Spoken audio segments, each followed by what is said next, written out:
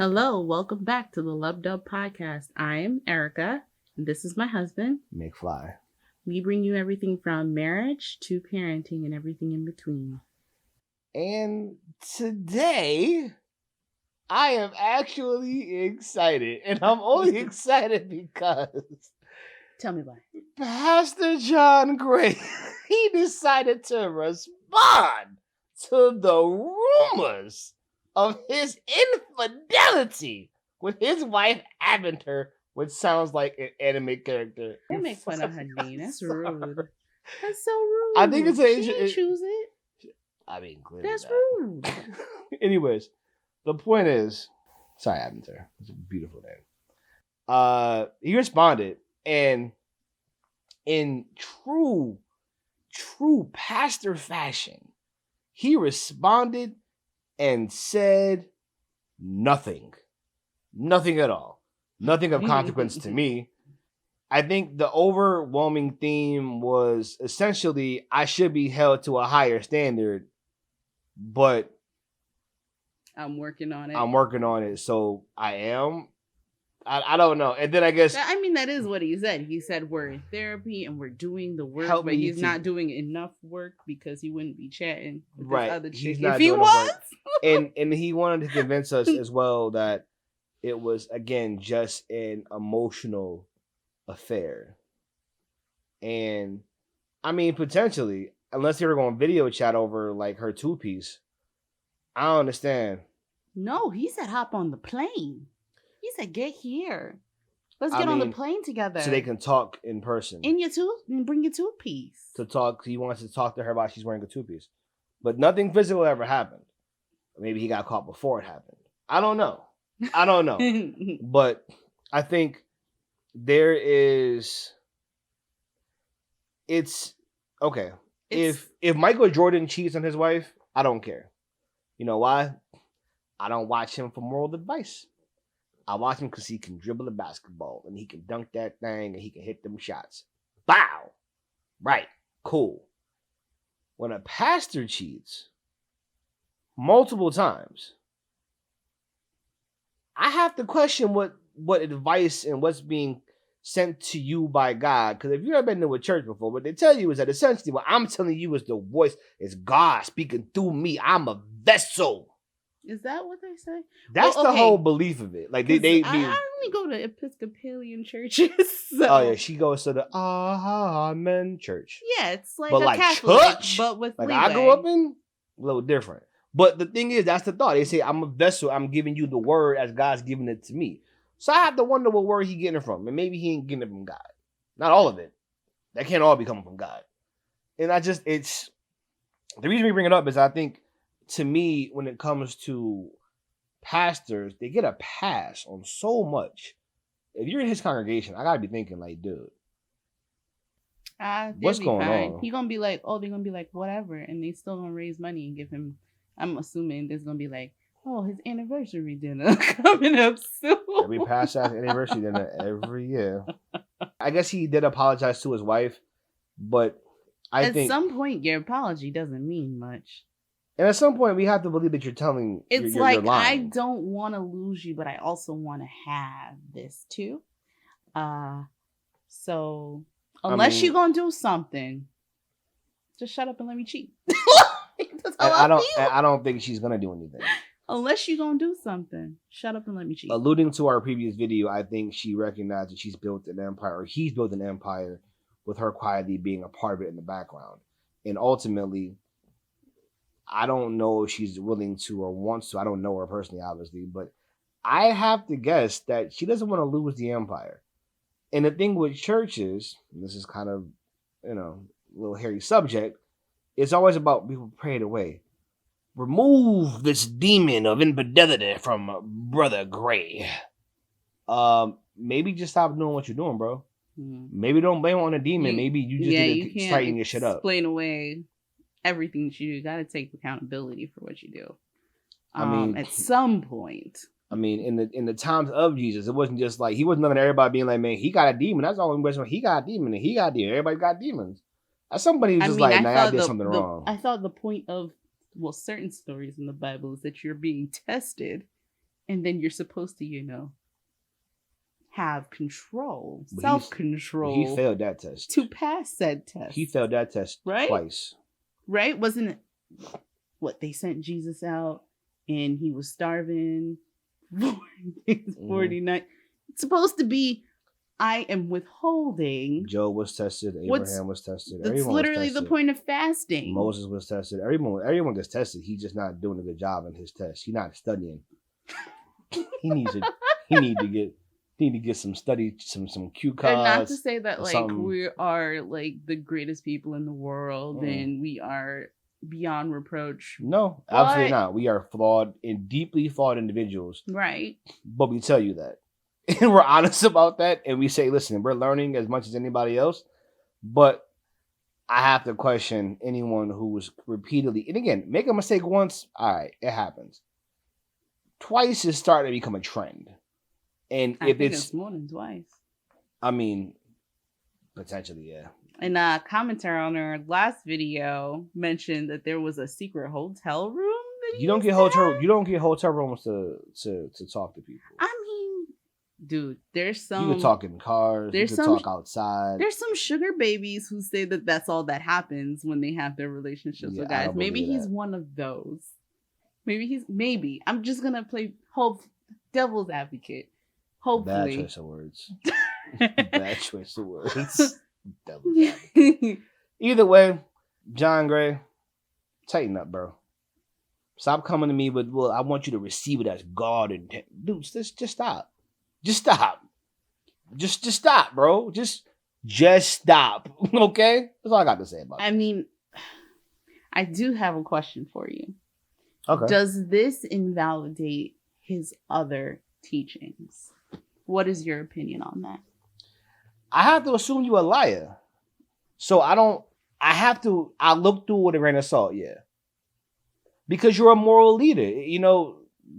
Pastors are probably, they're held to high standards because of what your claim is. You claim that you're led by the Spirit. You claim that while you may be flawed, overall, you're led by the Spirit. You're a representative of God. You're a vessel for his voice, a vessel for his message. God don't give you half the message and the other half you get to make up. And if you can't keep it tight in a marriage, I'm just saying like that. One of the biggest thing, one of the most sacred things in the church is marriage. One of the most sacred vows you can make is your dedication to your wife and your dedication to your church and to God. Those are the two things that really you are judged on, in my opinion, in terms of your faith and your commitment. So if you can't, in the spirit of that, respect that, I have to assume that your ministry is a little bit askew. On top of that, I've said it before, all these TDJ type pastors who make these huge, big bucks. Dollars. I mean, who need to buy, super fast jets to get across the country in 2 hours. I gotta deliver the missionary. I have to assume that y'all not doing it how I would think God would intend. How we gonna reach them? We're gonna reach them with the jet. I mean, we talked about it. We talked about it on the last video. We cannot fly coach and be with I'm just saying, y'all not with Spirit. Y'all maybe need to be on Spirit. Them people need Jesus. I'm just saying. You on Spirit. You taking a chance. No offense. It's just scary. You flying with Spirit. I'm just saying. Jokes aside, I think when you are a Creflo Dollar, even TD Jakes, like if you making that kind of bread, should you be? Should it not be just given away to somebody?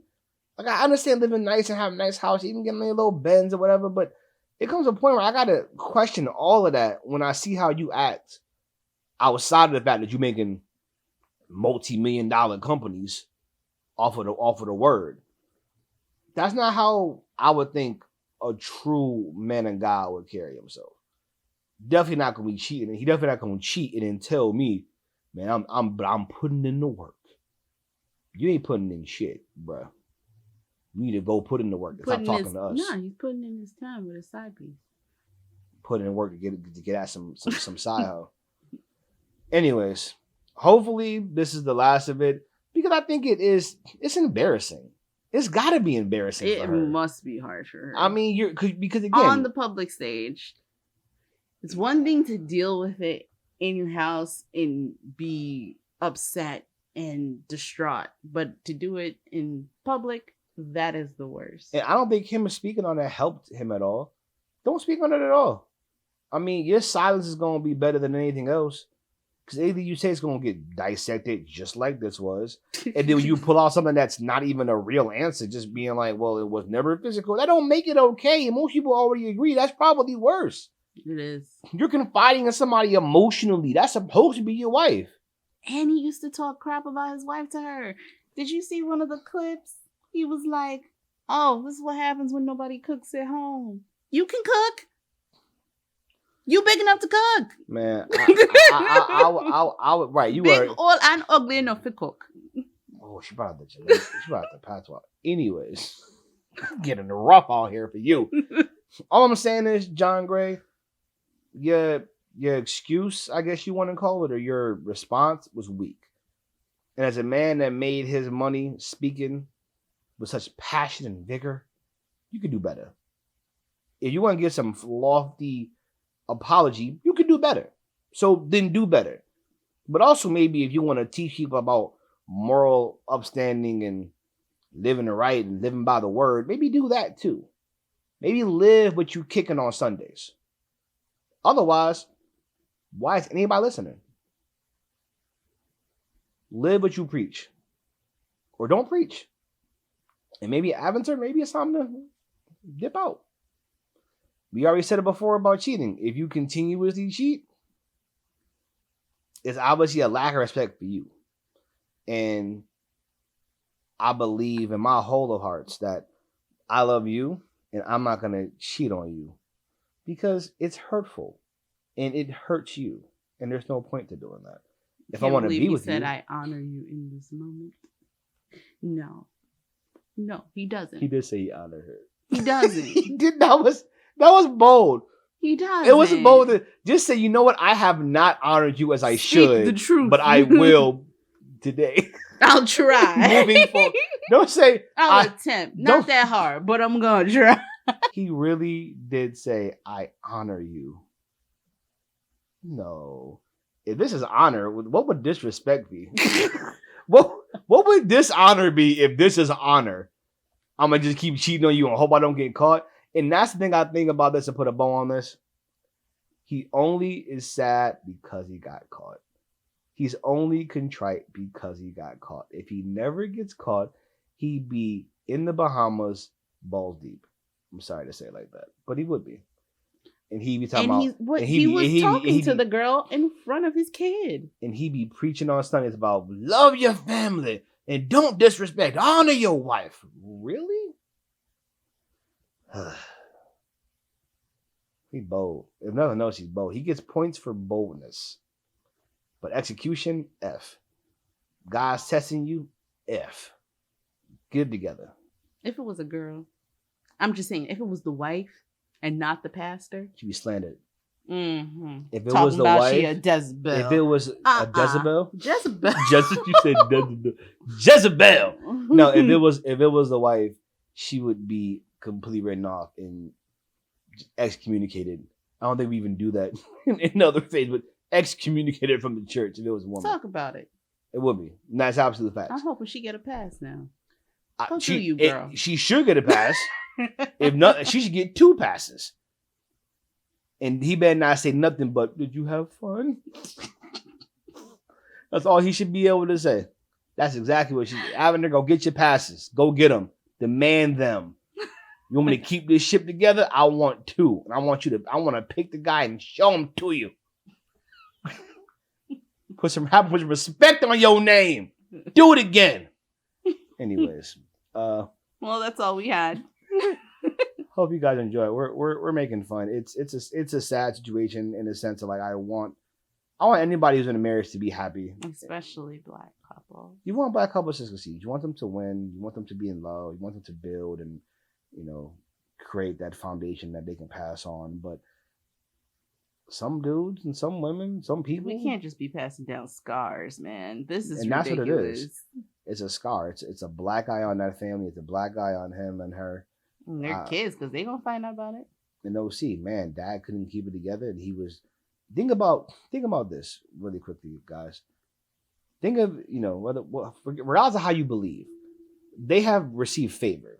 You can call it favor, you can call it luck, you can call it blessings. Look at what he's built. Look at what he has, and he still can't keep it home. When it's built on the idea that you are this person, that you care about your family, that you care about your ministry.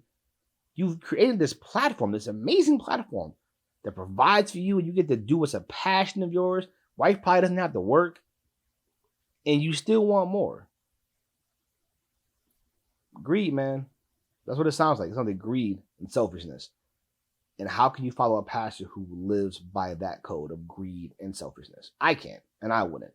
And I would challenge his congregation to get up and leave. Because clearly, you ain't leading us by the Spirit. You're leading us by your loins. And that's that. Well, thanks for joining the Lub Dub Podcast. We'll have some happier topics next time. So please like, comment, and subscribe. Yes. And hopefully we'll see you next week. All right. Later. Bye.